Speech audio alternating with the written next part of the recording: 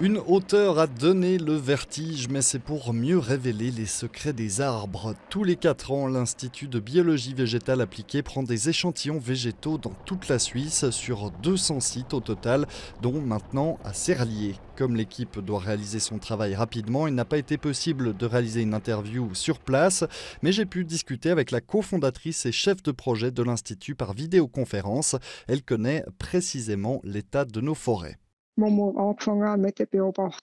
Au début de la surveillance, les arbres avaient suffisamment de phosphore, mais aujourd'hui, ils souffrent fortement d'un manque. On le remarque désormais à un jaunissement. Les hêtres, par exemple, deviennent jaunes quand il manque de phosphore. Sur mandat de plusieurs cantons et de la Confédération, elle se charge depuis près de 40 ans de la surveillance intercantonale des forêts. Ainsi, elle étudie les conséquences de la baisse de phosphore. Cette malnutrition affaiblit bien entendu la vitalité de ces arbres. Ils sont donc plus vulnérables aux maladies.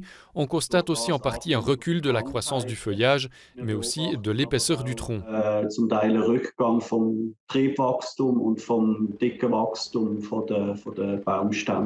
Pour la surveillance intercantonale des forêts, il est important de récolter les données sur le long terme. Grâce à ce procédé, on peut savoir ce qui est normal et ce qui ne l'est pas.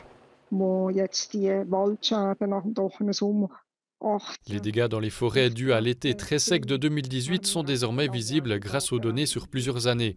On peut vraiment dire factuellement que cet événement était anormal et hors du commun. Des échantillons récoltés par son équipe, elle s'attend à percevoir les conséquences de la sécheresse de l'été dernier, mais les résultats précis ne seront publiés que l'année prochaine. Pour les chercheurs, il s'agit maintenant de continuer ces analyses. Ils seront demain en route dans la région de Granges.